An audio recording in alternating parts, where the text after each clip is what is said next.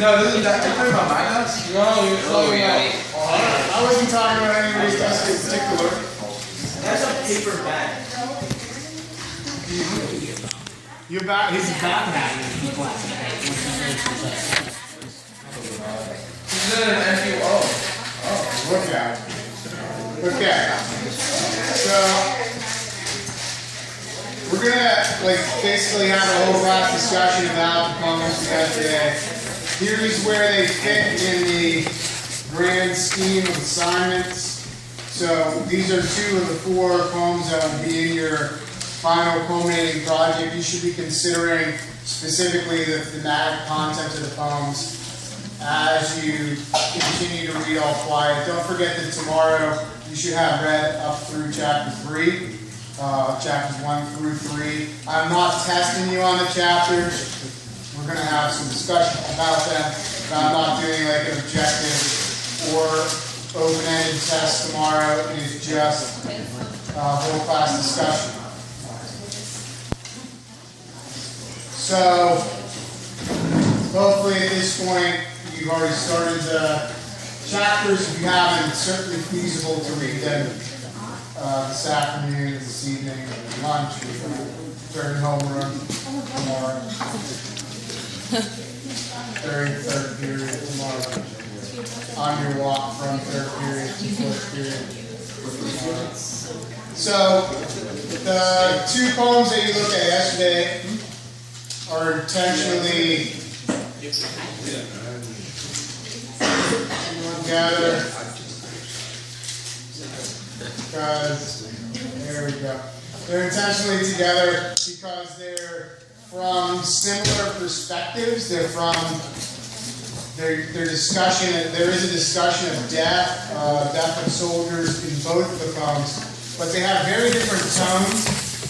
They have very different speakers.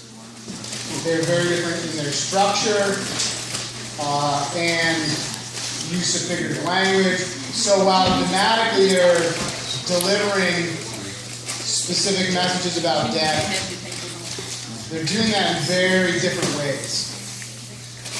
So when you're combining these into your final culminating assessment, when you're doing that, you have a couple of options. You could have taken notes on here, done the analysis on here. I'm not going to be here tomorrow. You can include this paper itself in your scrapbook if you want to. You can take notes on the paper and underline and highlight things or whatever. You shouldn't have a self-portrait on here anywhere. Okay? The line of taking notes on here means notes that are relevant to this rather than your own self-identity. So you should have relevant things on the pages if you're putting it in your scrapbook that way. The other option is to take the poems themselves, and if you're writing, or trying to mimic style, you can set them in intentional order with your poems. Put the analysis of this poem next to your poem, maybe mirror that analysis. However you choose to do that is fine, as long as it's in your scrapbook and it includes the points of analysis. Okay? The analysis points are generic. What you'll find today is that we'll spend more time in Flanders Fields probably talking about figurative language and maybe the more standard poetic structure, and you'll see a difference when we talk about look at this, especially in terms of structure. Okay? So we'll start with Flanders Fields. The basic summary, a one-sentence summary of the poem, would go in that meaning section. What's happening within the poem? Who's speaking, and what are the speakers speaking about?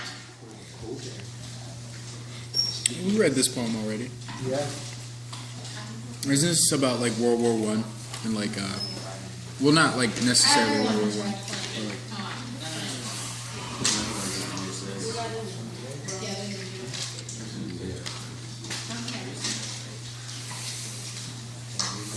So what's he saying? What's the speaker saying? To whom? he's talking. We're talking about Flanders Field. Yep. He's talking about how the war and death mixed with nature. Okay. There's certainly like a comparison, parallels between nature and war. Isn't he talking to the next, I guess the next generation of soldiers or the next soldiers? Good. Because he's addressing them and saying, take up our quarrel with Very good. so continue reference. Yeah, continue what? What does he want him to do? It sounds like he's talking about the fields of the graveyard. Yep. Good. And I feel like they're not actually dead, but they feel themselves to be dead. They're living in a state of mind, knowing that they're going to die. Well, there's some really specific sort of references in the beginning of that second stanza, right? We are the dead. Short days ago, it may be that that's symbolic. They're like experiencing wars has killed them. I take that literally, so I take that as like this is a dead group of dead soldiers speaking to surviving soldiers. Okay. It's like 10 minutes in, that like, hey, take your phones out. Do you need them? Yeah. Thing. I thought I had them. Maybe you're asking Google if they have the poems for you. So that's a possibility. Google all that stuff.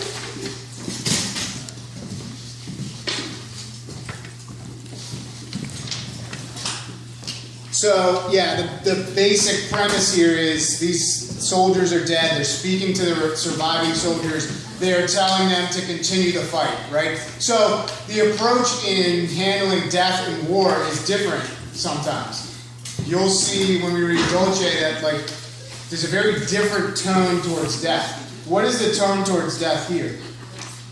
It's like it should be embraced, and like Okay. it's something that brings pride to your country or whatever. Good. So the idea of like there's pride in this, even the idea that the D is capitalized in dead, right? We are the dead, as if like there's some glory in it or like honor in it, and that the expectation is that those who are alive will continue to fight the battle. There's like the battle is worth fighting. There's that idea. There's some other ones that are very dark about whether or not glory exists in the casualties of war. So thematically, it's pretty straightforward. The speaker is saying to his audience, to the other soldiers, that he's delivering that message that like this war is important, and it's important to continue the fight even after these soldiers have died. So thematically, we have a very different message here than we do in Look at This. And Look at This is a little bit maybe harder to interpret. Okay? So for themes, it should be along those lines of like war is necessary at times, and it's important to fight some wars or something along those lines. There's glory in dying in war. That's kind of the message that we're getting from the speaker. Imagery is what? What image you get from reading? What is imagery in general? What is that? Painting a picture. Good. So the idea of appeals to the senses, right? So an author appeals to a reader's senses so that you can imagine it, sort of same word-ish. You mean say like the world? Yeah, so what imagery do we have here?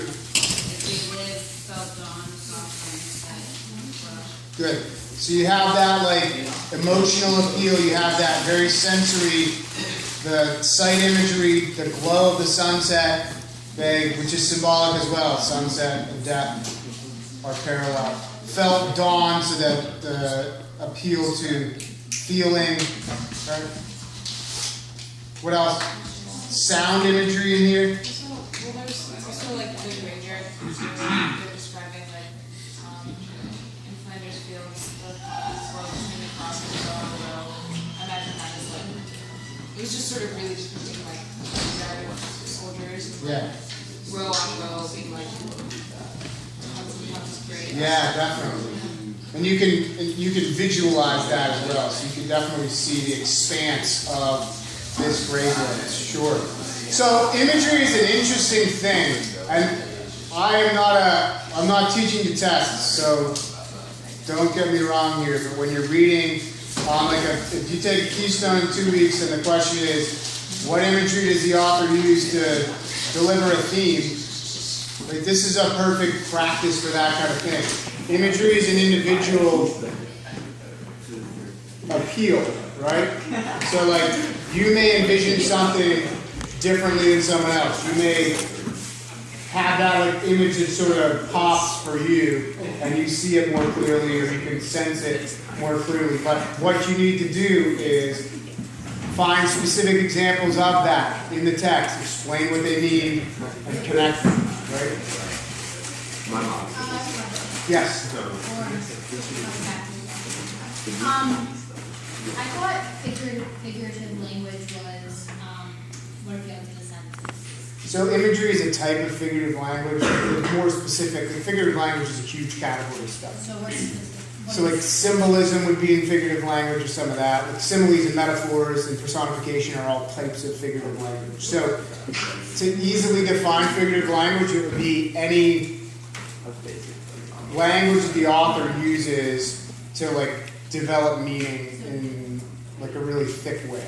So like the fact that he compares like feeling dawn to sunset glowing is like a use of comparison, use of imagery to like compare life and death. You see how that's like dawn would be like birth and sunset would be like death. So he's using those two images in sort of a more, there's more depth to that than like, hey, it's daytime. You know, it's like this idea of birth. And so you have to kind of read meaning like into figurative language. So the use of like the larks bravely singing, like that would be an example of personification probably, because birds don't typically sing bravely. So Like people would be brave. Yeah, I don't understand because what I was confused about is couldn't I just put in a type of imagery for figurative? Yes, they're overlapping. Yes. So I'm sorry, what is the difference? Is anyone having like So imagery is, if you're putting it in categories, like imagery is a type of figurative language. yeah, but like what type? It's like, so let me think of like a comparison. So like figurative language is just a category. Yeah, It's I like a understand bucket. that it's a type, but like what defines it as that as like a category within it? So imagery, symbolism, personification, metaphors, similes, they're just all like, if I said students, it would be everyone, you're each individual. So like just like that. They're not they're not separate. If I were like making an outline of it, I would put figurative language and imagery would be underneath that, like as one. Does that make sense? So the reason that I put imagery in here is because I think it's a specific, like that's in all of the poems that you'll see. It's not because it's like a separate entity from figurative language. So that would be, maybe if you wrote like other figurative language at the bottom, that would make sense too. Okay. But yeah, you're right, there's overlap. Okay, so context, this is a World War I poem. This is a soldier speaking from the grave to, or soldiers speaking from the grave to other soldiers. Structure here is interesting because how many lines is the poem? It's 15, and one of the lines is repeated. So in Flanders Fields is repeated at the end of the second stanza and at the end of the third stanza. It's almost like a sonnet form. The rhyme scheme is a sonnet pattern as well, but it's not a sonnet. It's 15 lines. And we're looking at it as like he may be manipulating that structure a little bit in using that repeated line as like the 14th. So it's not a sonnet, but it has a similar rhyme scheme to a sonnet.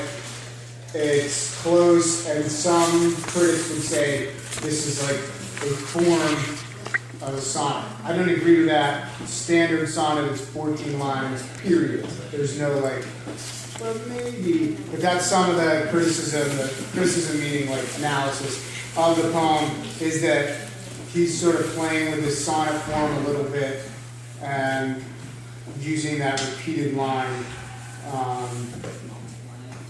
at the end of the second and the end of the third stanza to allow him to manipulate the sonnet form.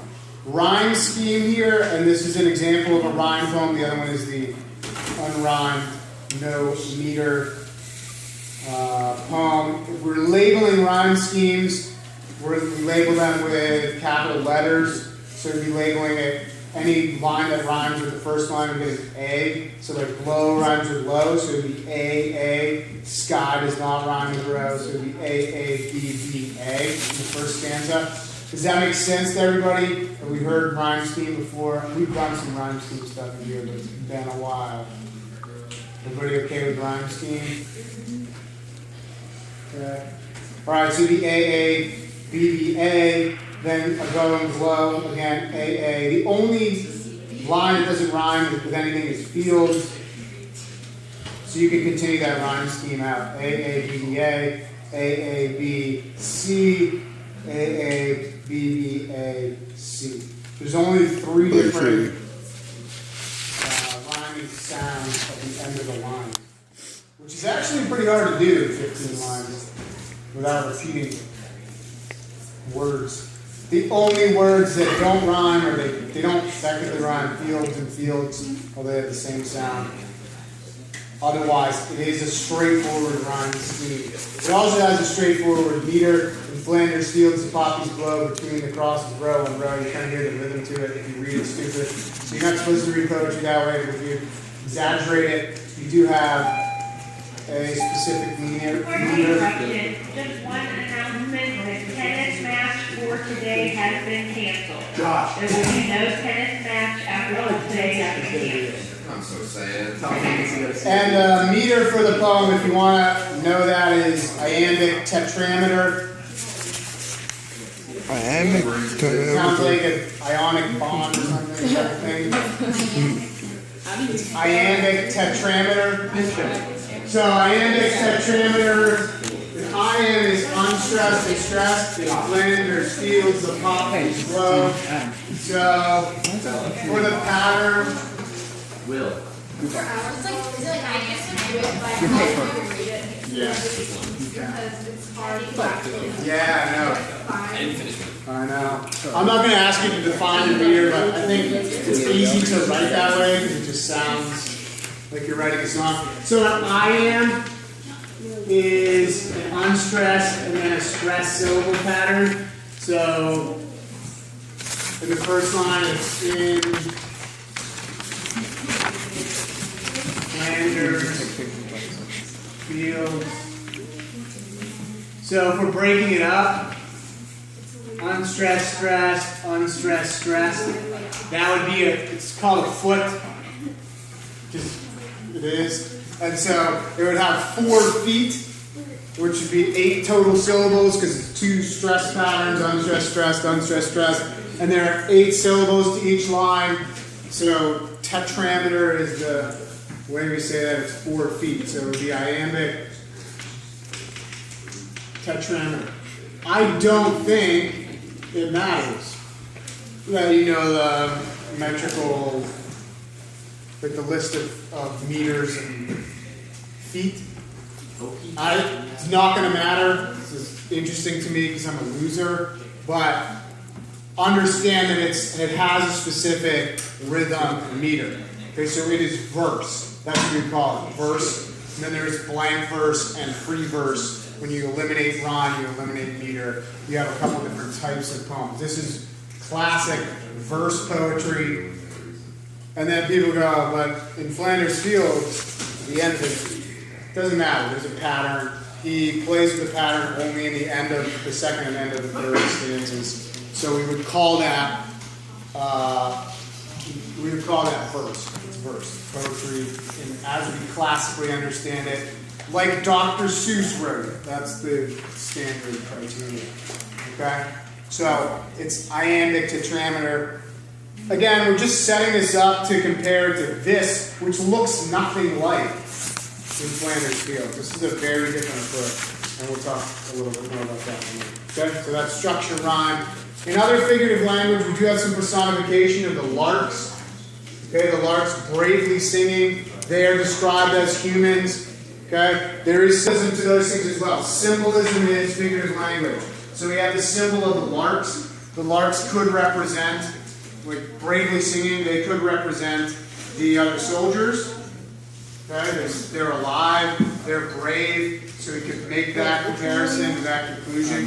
We do have some symbolism in the dawn and sunset imagery, right? So you have dawn and sunset, which could represent a life. So you're born and then you die. That happens. I ruined that. Sorry. Okay? And then we have this comparison towards the end of the poem as well.